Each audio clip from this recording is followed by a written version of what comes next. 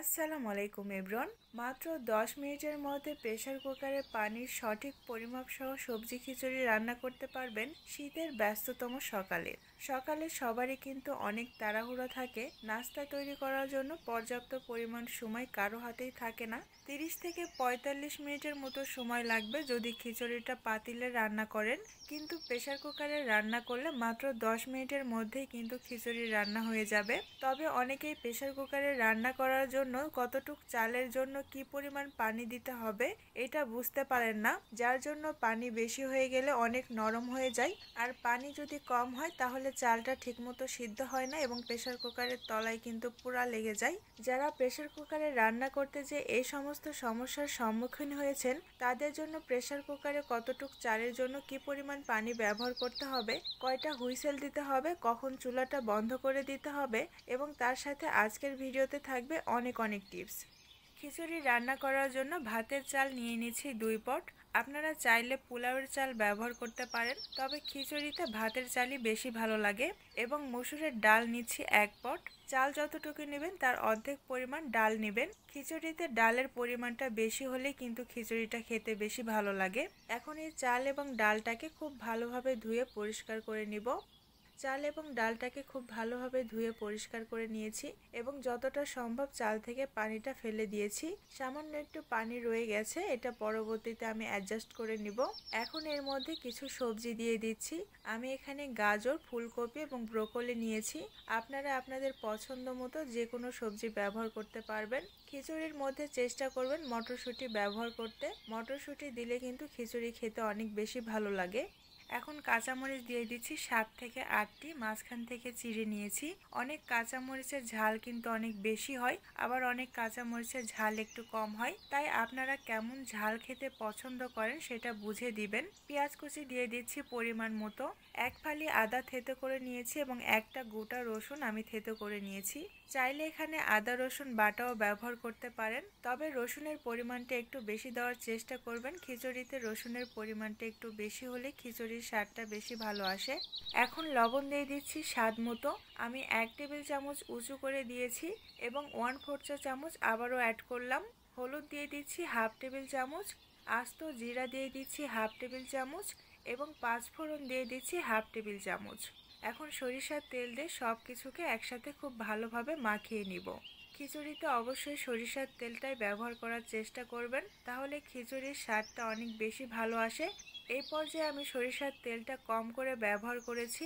পরবর্তীতে কোন স্টেপে যে সরিষার তেল ব্যবহার করলে খিচুড়িটা অনেক বেশি ফ্লেভারফুল হবে সেটা আমি আপনাদেরকে পরবর্তীতে বলে দিব। সব কিছুকে খুব ভালোভাবে মাখিয়ে নেওয়ার পর এখানে আমি সিদ্ধ আলু দিচ্ছি। আলুগুলোকে আমি হাত দিয়ে ভেঙে নিয়েছি। চাইলে এখানে সিদ্ধ আলুর পরিবর্তে কাঁচা আলুটা ঝুরি করে দিতে পারেন।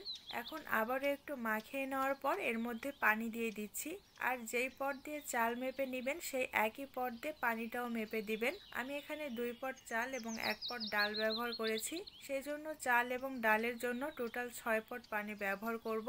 আর শেষের যে 1 পট পানি দিয়েছি এটা কিন্তু একটু কম দিলাম, কারণ চাল ধোয়ার পর চালের মধ্যে কিছুটা পানি কিন্তু থেকে গেছিল, সেজন্য আমি এখানে অ্যাডজাস্ট করে নিলাম পানির পরিমাণটা।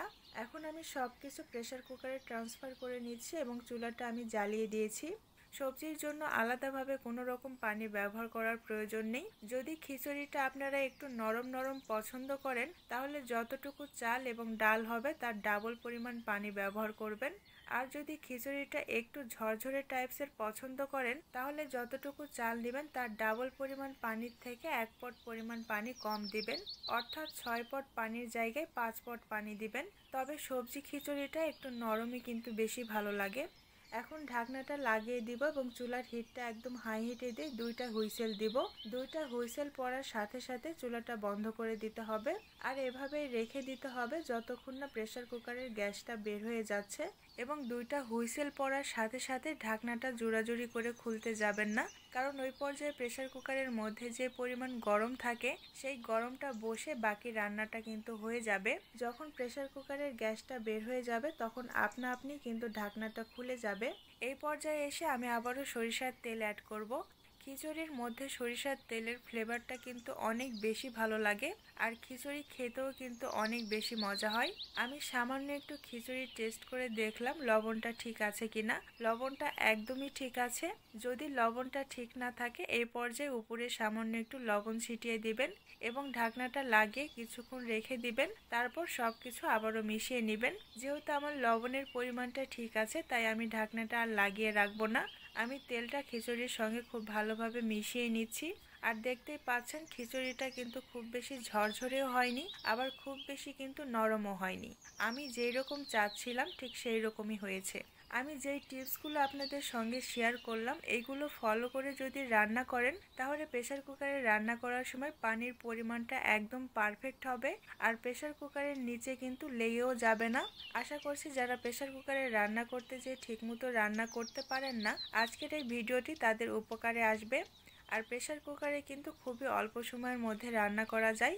রান্নাটাও কিন্তু খুবই অল্প সময়ের মধ্যে হয় এবং গ্যাসের পরিমাণটাও কিন্তু কম ফুরায়। আজকে তাহলে এখানেই বিদায় নিচ্ছি। শীঘ্রই ফিরবো আমার অভিজ্ঞতা থেকে অনেক অনেক টিপস সহ নতুন কোনো রান্নার রেসিপি নিয়ে। সেই পর্যন্ত লাইক, কমেন্ট এবং চ্যানেলটিকে সাবস্ক্রাইব করে রেসিপি বাই আনাবিয়ার সঙ্গেই থাকবেন। নতুন ভিডিওর আপডেট পেতে পাশে থাকা বেল বাটনটি ক্লিক করে রাখবেন। দেখা হবে পরের ভিডিওতে। আল্লাহ হাফেজ।